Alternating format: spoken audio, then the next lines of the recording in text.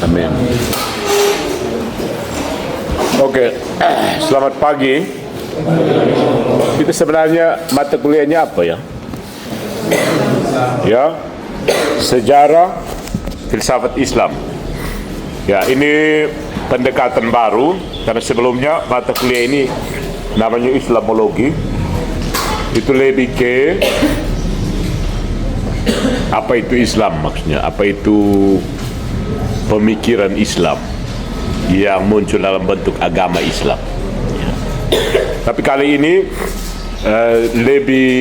lebih filosofis dengan nama sejarah filsafat Islam. Ya. Jadi dalam bagian pengantar ini saya mau memberikan gambaran atau mari kita melihat bersama gambaran tentang apa itu sejarah filsafat Islam. Ya. Jadi filsafat Islam itu apa sebenarnya? Kalau sebut filsafat Islam, apa yang kamu pikirkan? Ya, apa yang kamu pikirkan? Bahasa Arab tentu saja. Apalagi orang jenggotan dengan jubah panjang. Baru-baru di mana? Di Sumbawa itu, saya akan jalan ke pantai. Di situ ada dua ustadz ke apa pakai jubah panjang. Pertama saya pikir sampai frater top ada diskusi. Ternyata tidak. Dua ustadz, mereka cerita asik. Saya mau foto tapi jangan. Saya pikir ya kelihatan mereka pakai jubahnya putih ya. Tapi ya kita bisa langsung bedakan jubah gamis itu dengan jubah Roman beda. Ya. Saya mau memberi pengantar. Saya agak terganggu ya pilot, nanti kita cepat saja. Apa yang mau kita bicarakan dalam filsafat Islam ini nanti? Intinya itu the metaphysics of being. Jadi jangan pikir filsafat Islam ini kita hanya bicara tentang fatwa haram halal ya. Kita tidak akan menyinggung itu. Itu urusan orang-orang ustadz dan alim ulama MUI atau apalah, itu urusan mereka. Kita lebih ke the metaphysics of being. Karena ya filsafat Islam nanti apa sih? Kita mau mengurai teka-teki tentang ada. Jadi ini sebenarnya kalau untuk kamu perluasan dari metafisika klasik yang kamu dapat pada perkuliahan sebelumnya. Tapi dari perspektif Islam. Ya.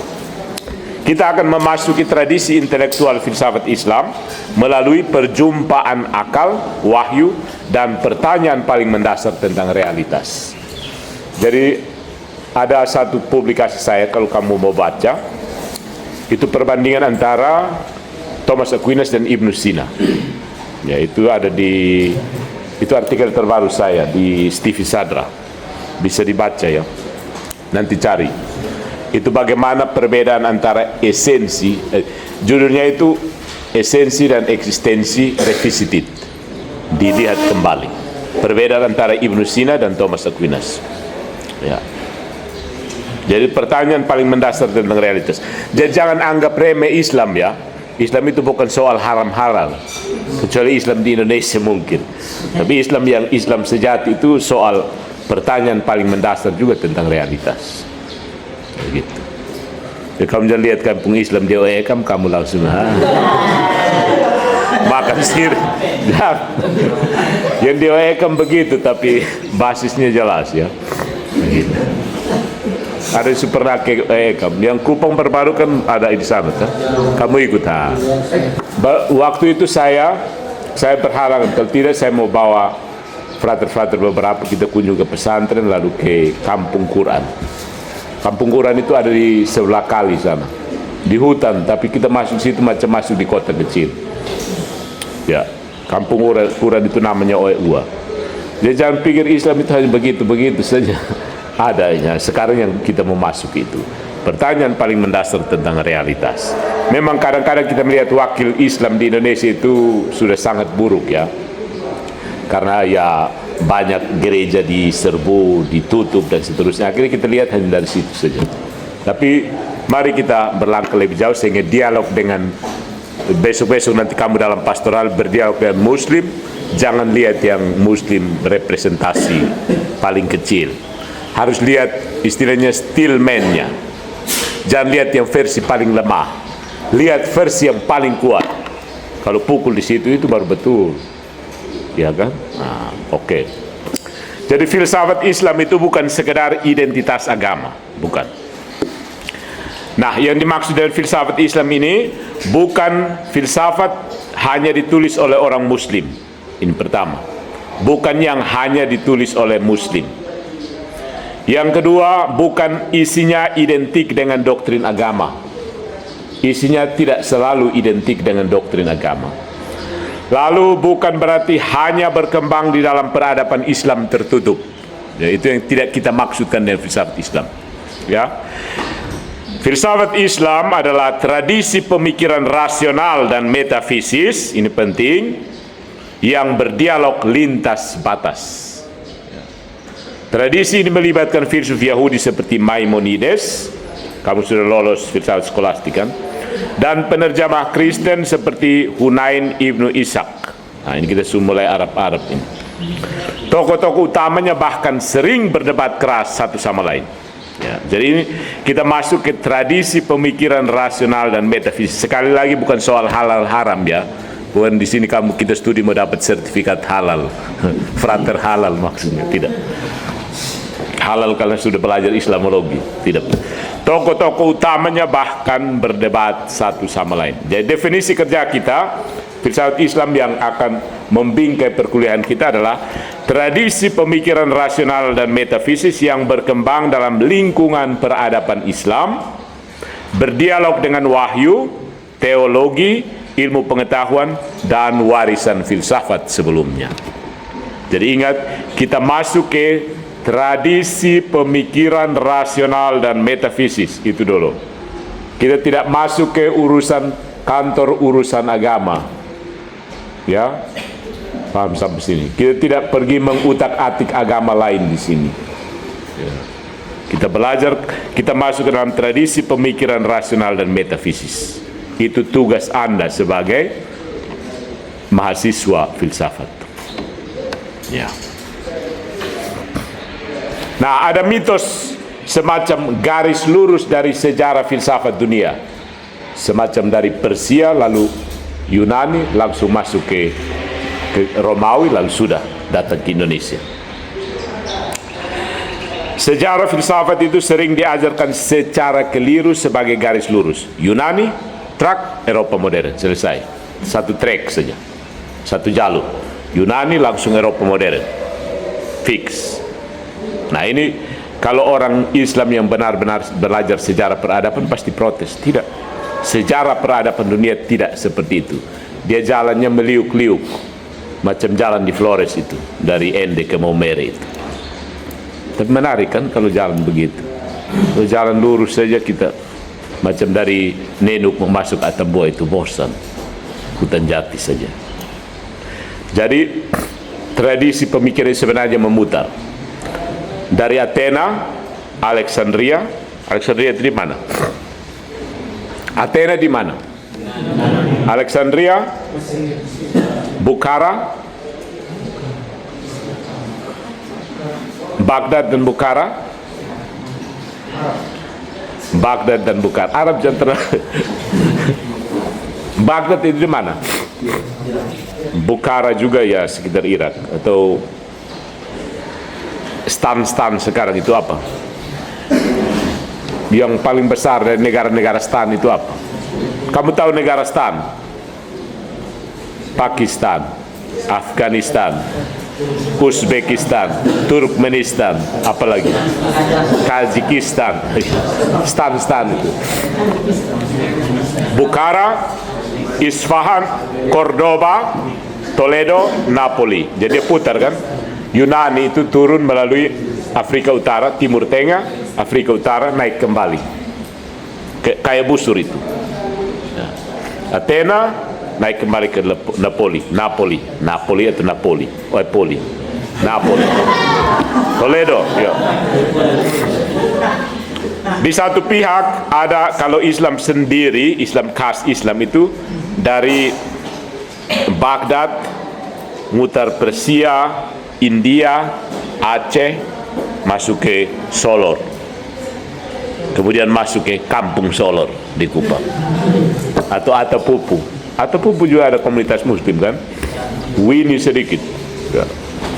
Jadi itu Baghdad, Persia, India, Aceh, Melayu Nusantara, Ternate, Tidore, Solor, bagian mana ya, di Atapupu ya, kita bisa sebut Atapupu, Kampung Alor di Timor Leste sana, itu yang bagian timur punya. Gitu. Jadi tradisi ini bukan jalan memutar, tetapi mata rantai utama dari sejarah filsafat global.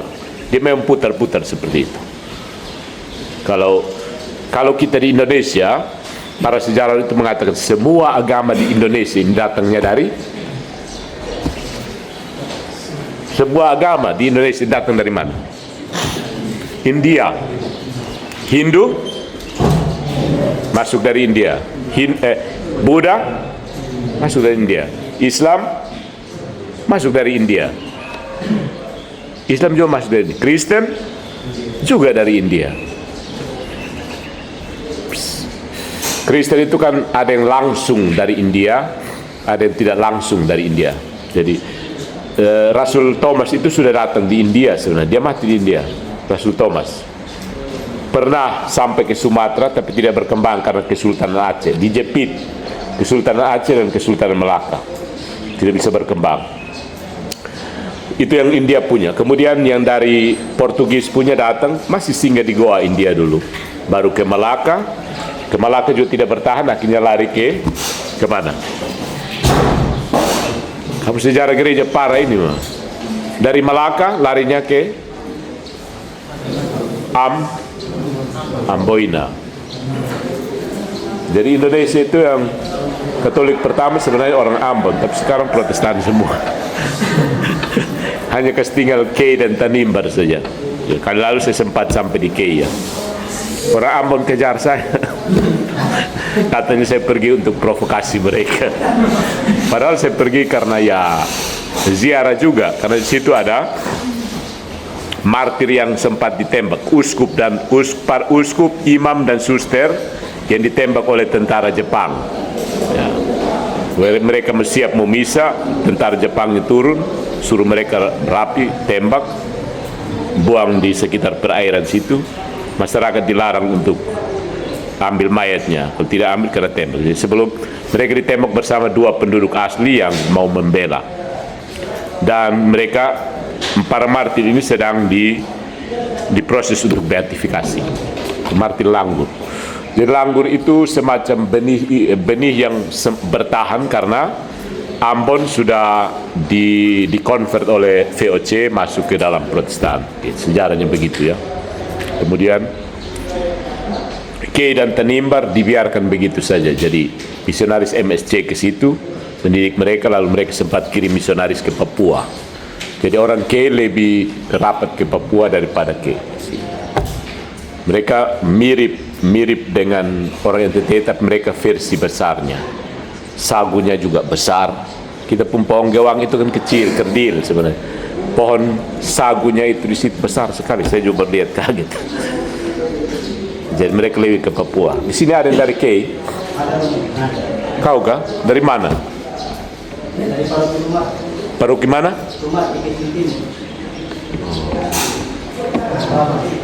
Tahun lalu itu ada satu Eko.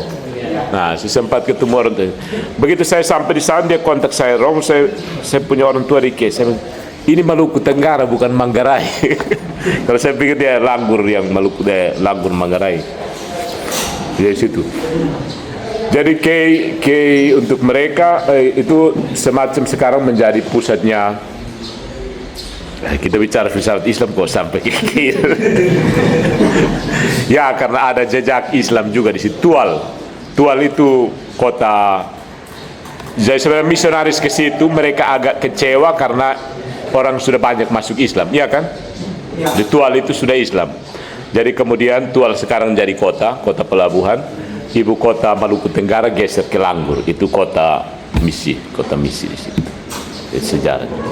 Jadi Kristen dan Islam ini sudah baku tabrak sejak dulu. Oke, lanjut ya.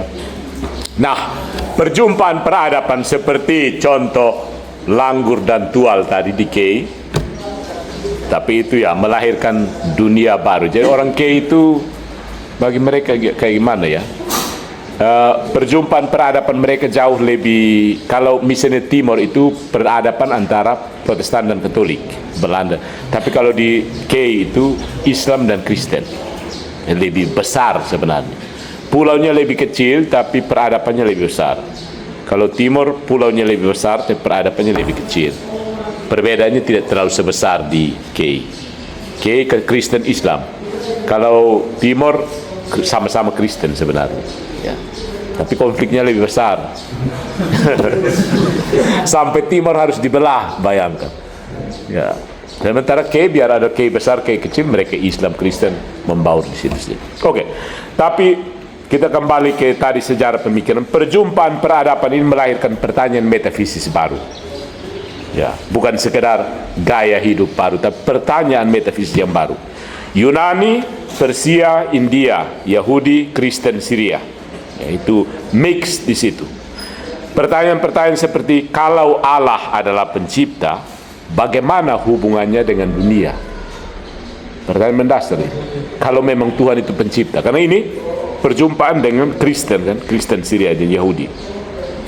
Kalau Tuhan Maha Tahu, apakah manusia sungguh-sungguh bebas? Nah ini pertanyaan seperti, kalau Tuhan sudah tahu besok saya makan es krim, apakah saya bebas untuk makan es krim itu?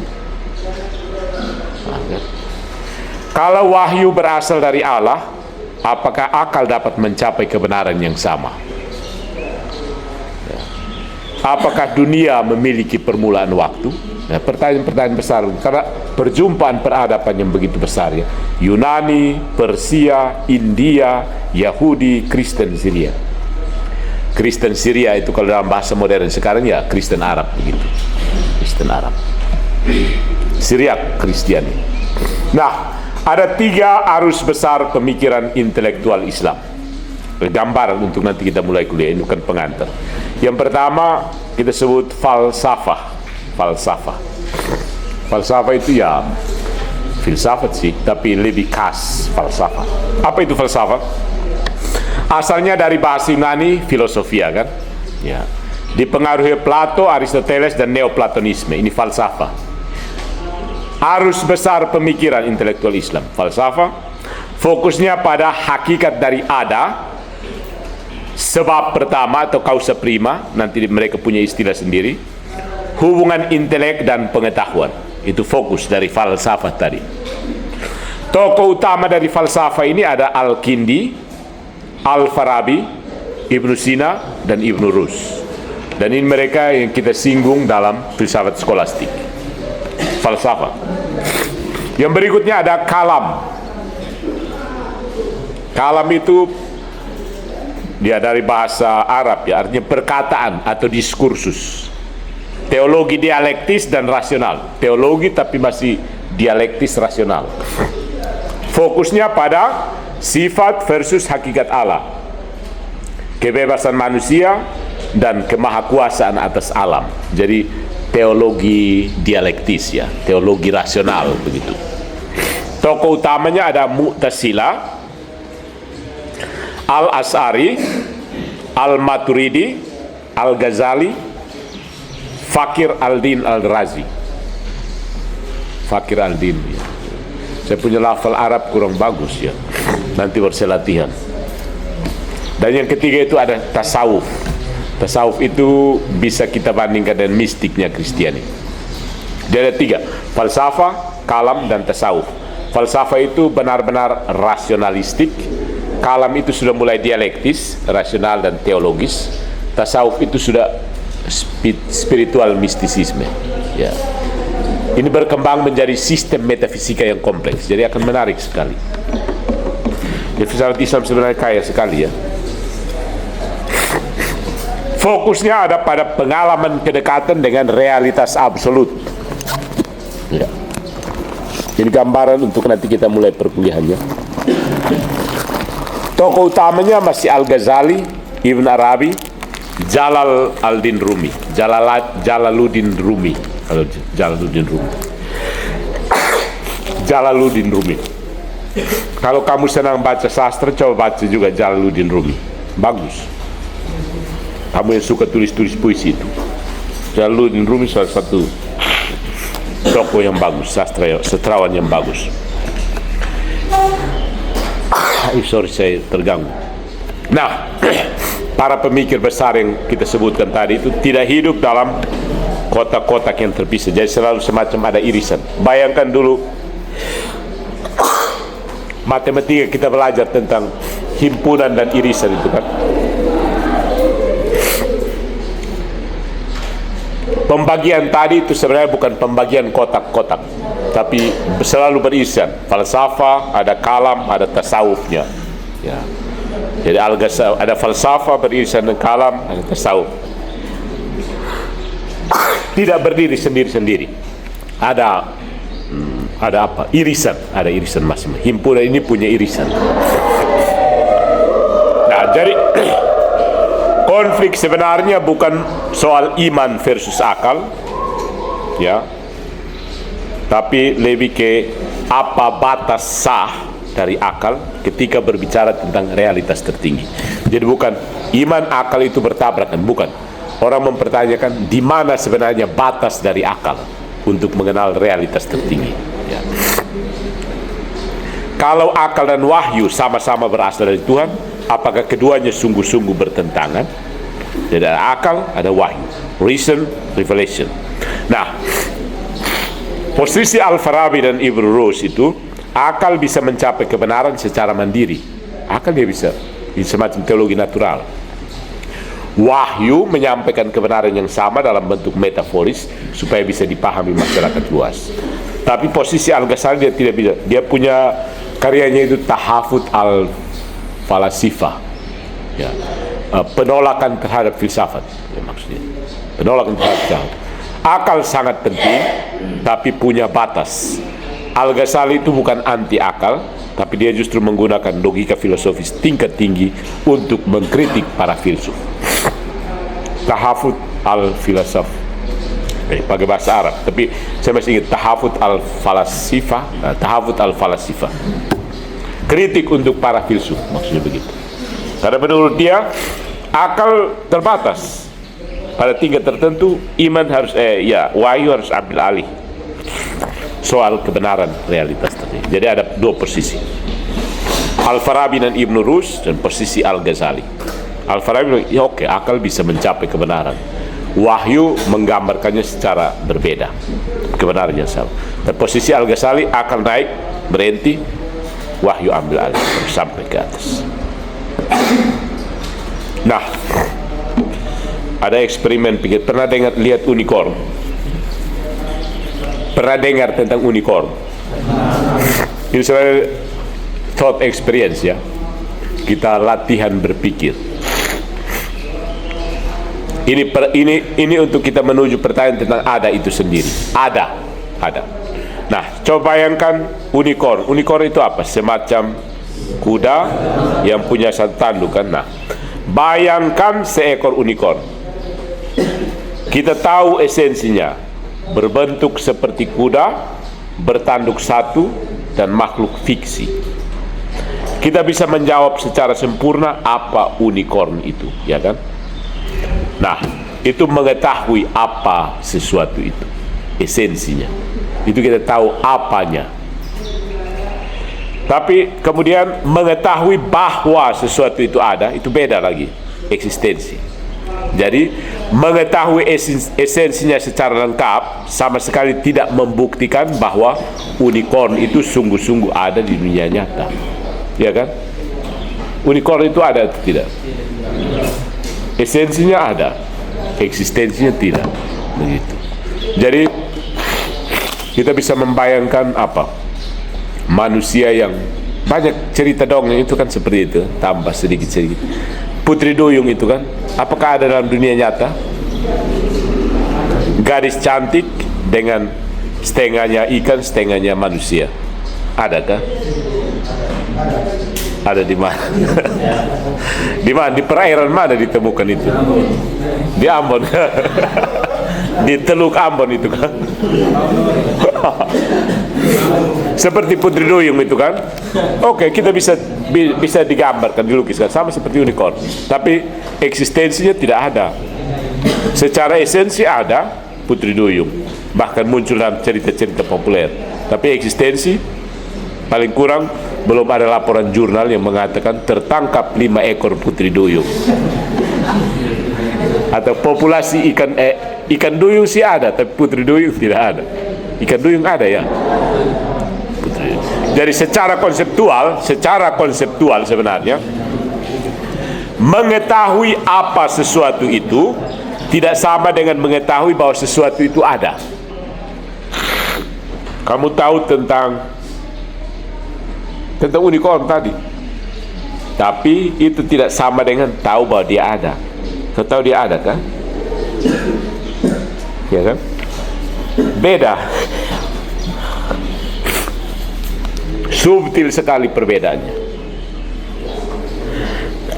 Tapi saya terganggu sekali. Nah, di situ ada perbedaan antara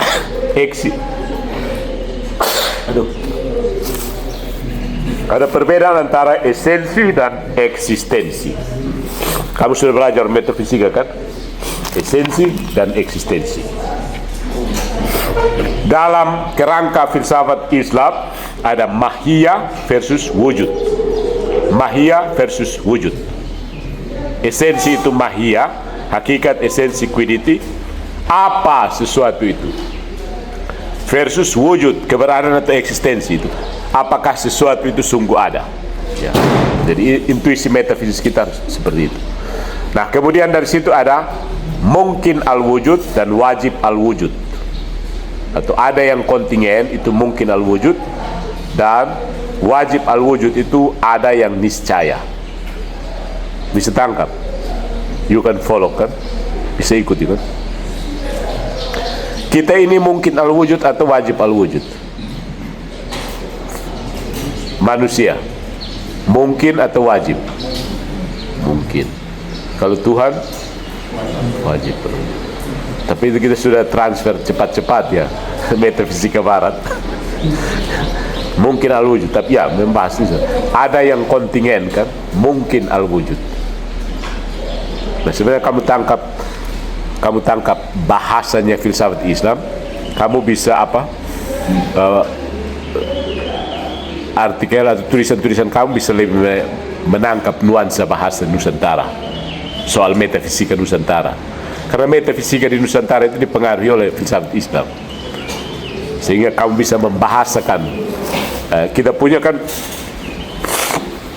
kita yang tradisi filsafat melalui seminar-seminar itu metafisika baratnya kental sekali, dan kekurangan kita adalah kurang mampu menjembatani metafisika barat dengan tradisi kita sendiri.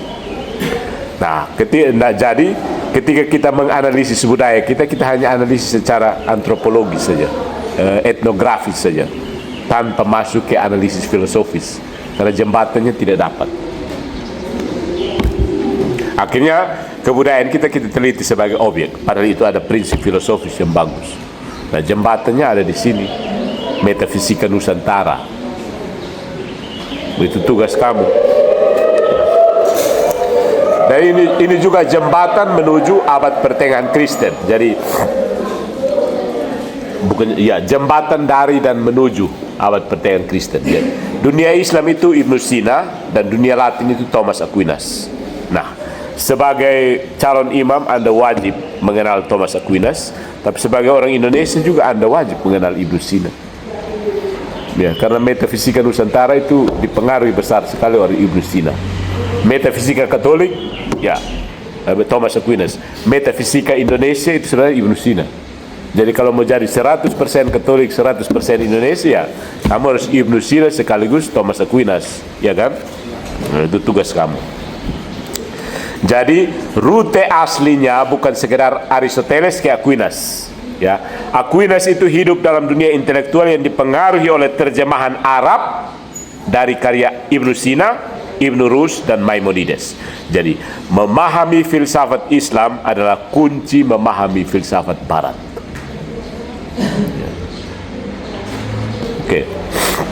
Kemudian kita bergerak tidak saja di barat, karena untuk kita orang Indonesia, Arab juga masih barat kan, ya kan? Kita ke Dubai kan harus ke arah barat. Orang naik haji juga terbangnya ke arah barat. Jadi masih di barat. Oke, sekarang harus benar-benar sampai ke Nusantara.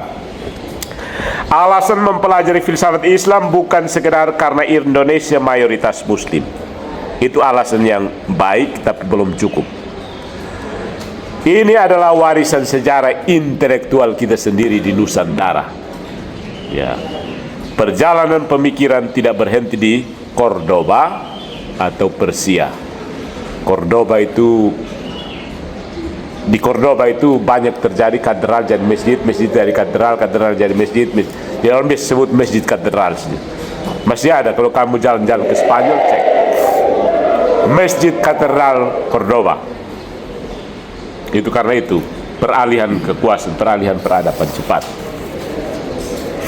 Jadi di Nusantara itu terutama di Kesultanan Aceh itu ada Hamzah Fansuri, ada Samsudin Al-Sumatrani, nanti kita lihat, ada Nuruddin Al-Raniri, dan ada Abdul Rauf Al-Singkili.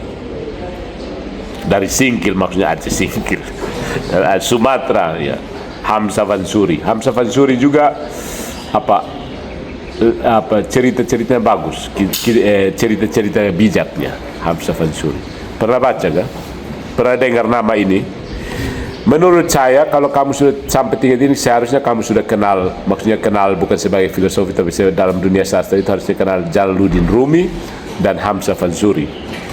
Kalau belum kenal ya tugas kamu segera kenal. Cari koleksi mereka, baca satu dua untuk kenal. Tugas. Jadi istilah metafisis yang dibahas oleh Ibnu Sina dan Ibnu Arabi, terutama konsep wujud, itu menjadi perdebatan filosofis paling serius dalam sejarah intelektual dunia Melayu Nusantara.